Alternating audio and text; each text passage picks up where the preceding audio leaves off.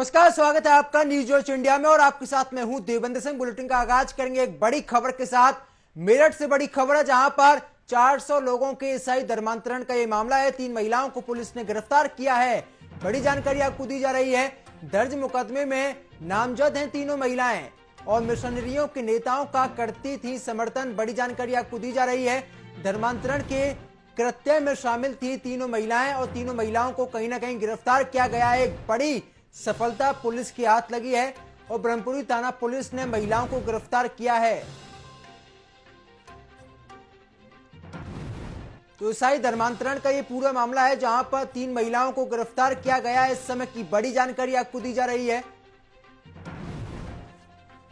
UP के मेरठ से बड़ी खबर, जहां पर 400 लोगों के ईसाई धर्मांतरण का मामला, 3 महिलाओं को गिरफ्तार किया गया है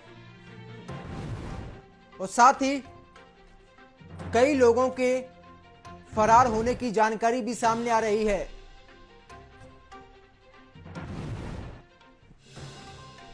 धर्मांतरण का ये पूरा मुद्दा है और आपको ये भी बता दें कि पुलिस ने कार्रवाई करते हुए 3 महिलाओं को गिरफ्तार किया है। कहीं ना कहीं मेरठ पुलिस के लिए एक बड़ी कामयाबी, पुलिस ने बड़ी कामयाबी हासिल करते हुए 3 महिलाओं को गिरफ्तार किया है। 400 लोगों के ईसाई धर्मांतरण का ये पूरा मुद्दा था और पिछले दिनों इस मुद्दे को लगातार उठाया जा रहा था। तो उस समय की बड़ी जानकारी आपको बताई जा रही है।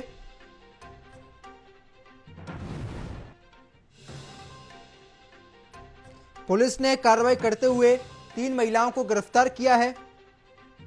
तो कहीं ना कहीं मेरठ में धर्मांतरण का एक बड़ा खेल है। आखिरकार इसके पीछे कौन है, सवाल कई खड़े होते हैं। और कब रुकेगा धर्मांतरण का ये गंदा खेल, क्योंकि कहीं ना कहीं यहां पर लगातार लोगों का धर्मांतरण किया जाता है। 400 लोगों के धर्मांतरण की यहां पर जानकारी सामने आ रही थी। इन्हीं से जुड़ा हुआ ये मुद्दा है और झुग्गी झोपड़ी में जो लोग रहते हैं उन पर दबाव बनाने का प्रयास किया गया था और 400 हिंदुओं को ईसाई बनाया जाता है। घरों से हिंदू देवी देवताओं की मूर्तियों को हटाने का दबाव बनाया जाता है। लेकिन यहां पर कहीं ना कहीं हिंदू संगठन के कार्यकर्ताओं में गुस्सा है। पुलिस ने कार्रवाई करते हुए 3 लोगों को गिरफ्तार किया है, 3 महिलाओं को गिरफ्तार किया है। लॉकडाउन में हिंदुओं को खाने पीने का सामान देकर फायदा उठाया गया था। यानी कि अगर हम बात करते हैं लॉकडाउन के पहले फेज की बात करते हैं, दूसरे फेज की बात करते हैं, इस दौरान गरीब लोगों को काफी दिक्कतों का सामना करना पड़ता है। गरीब महिलाएं होती हैं, गरीब परिवार होता है, उनके सामने खाने पीने के लिए दिक्कत होती है। और इसी कड़ी में जो ये लोग थे, जो ये चाहते हैं कि ये लोग धर्मांतरण करें, हिंदू धर्म को छोड़कर ईसाई धर्म को अपनाएं, तो कहीं ना कहीं यहाँ पर इन महिलाओं ने साजिश रची थी और बीजेपी नेताओं ने हल्ला बोल किया है। 400 लोगों के धर्म परिवर्तन का ये जो मुद्दा है, इसे उठाने का दमदारी के साथ काम किया है। तो उस समय की बड़ी जानकारी आपको बताई जा रही है। तो 400 हिंदुओं को ईसाई बनाया गया और बाकी पर अभी भी दबाव बनाया जा रहा था। घरों से हिंदू देवी देवताओं की मूर्तियों को हटाने का दबाव बनाया गया है यहां पर। तो उस समय की बड़ी जानकारी आपको बताई जा रही है। हिंदू संगठन के कार्यकर्ताओं में गुस्सा भी है और बीजेपी नेता सैकड़ों लोगों के साथ एसएसपी ऑफिस भी पहुंचे हैं। इस समय की बड़ी जानकारी आपको बताई जा रही है।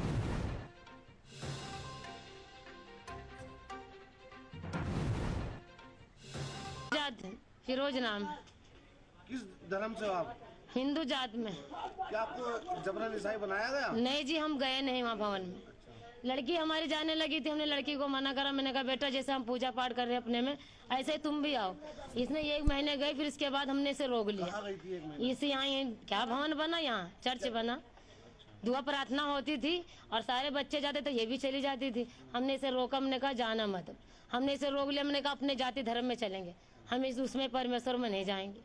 क्या कहा जाता था आपके बच्चे से वहाँ पर? भाई यही कहते थे कि चलो वहाँ पर शामिल हो जाओ, हमारे संसार को छोड़ो, हमारे में शामिल हो और वैसे वचन सुनाओ। वहाँ भजन वजन होता था, कीर्तन गाया जाता था। अपना 1 आध घंटे बैठ के अपने घर आ जाती थी। फिर इस हमने आपकी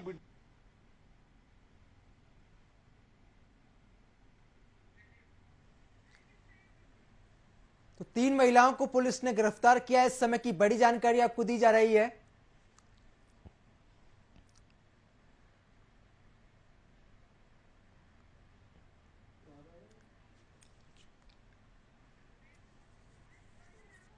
तो पुलिस ने कार्रवाई करते हुए 3 महिलाओं को गिरफ्तार किया है। कई सवाल खड़े होते हैं, आखिरकार इस धर्मांतरण के पीछे कौन है?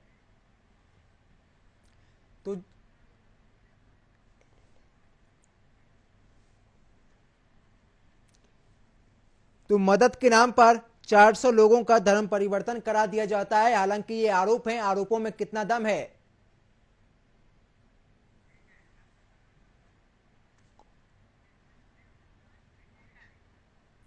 तो ज्यादा जानकारी के साथ मेरे सहयोगी मनब्बर चौहान मेरे साथ जुड़े हुए हैं। मनब्बर, क्या है पूरा मामला? कहीं ना कहीं यहाँ पर मदद के नाम पर धर्मांतरण कराया जाता है, आखिर कौन है इन सब के लिए जिम्मेदार?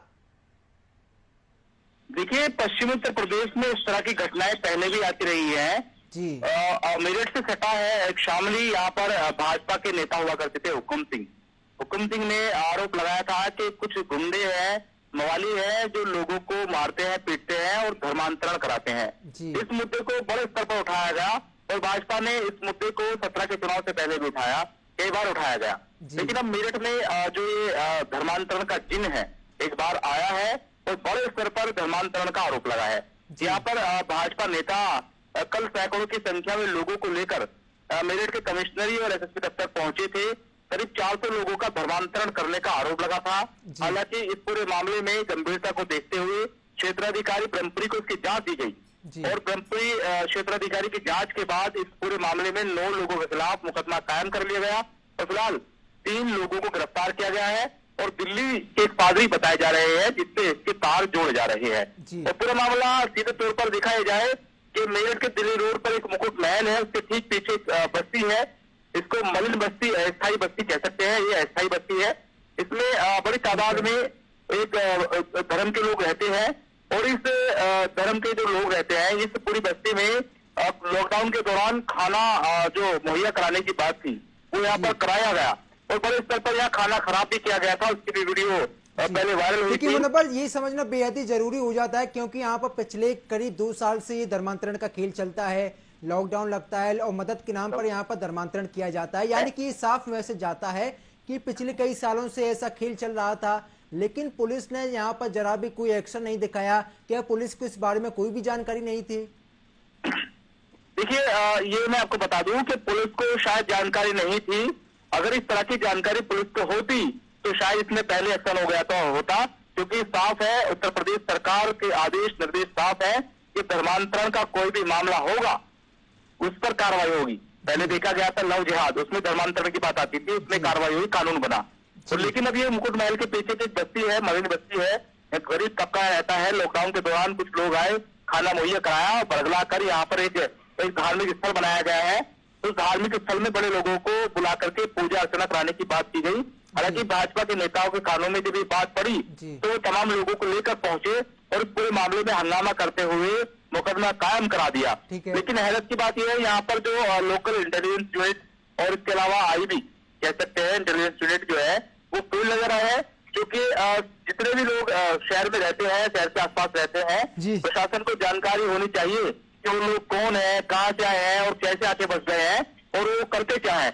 ये हर एतबार से होना चाहिए, सुरक्षा के एतबार से भी होना चाहिए, या उनके साथ कोई गलत तो नहीं कर रहा ये भी होना चाहिए, क्योंकि कई ऐसी बस्ती है मेरठ के अंदर जो अस्थायी है, लोग इधर उधर से आकर रहने लगे, कुछ रंगड़िया रहने लगे थे, बांग्लादेशी थे जिन पर आरोप लगे, उनकी जांच कराई गई, लेकिन ना जाने ये बस्ती कैसे बच गई, इसकी जांच क्यों नहीं कराई गई। और अगर इसकी जांच होती तो शायद समय से पहले पता चल जाता कि यहाँ पर कुछ लोग हैं जो धर्मांतरण कराने में लगे हुए हैं। हालांकि 100 लोगों का नाम सामने आया है और 100 लोगों का भी कोई प्रमाण तो ऐसा नहीं मिला है कि धर्मांतरण हुआ है, लेकिन उन्होंने ये बताया है कि जो उनके पास उनकी मूर्तियां थी, जिनको पूजते थे, पूजा पाठ करते थे, उनको हटा करके जो दूसरे लोग थे वो अपने धर्म में लाना चाहते थे और अपने धार्मिक स्थल में बुलाकर उनको पूजा अर्चना में शामिल कराना चाहते थे। जी, बहुत शुक्रिया जानकारी साझा करने के लिए मनब्बर। तो कहीं ना कहीं यहाँ पर सवाल खड़े होंगे और आपको ये भी बता दें कि 400 लोगों के धर्मांतरण का ये पूरा मुद्दा है और इस मुद्दे को लगातार हिंदू संगठन के कार्यकर्ताओं ने दमदारी के साथ उठाया। बहरहाल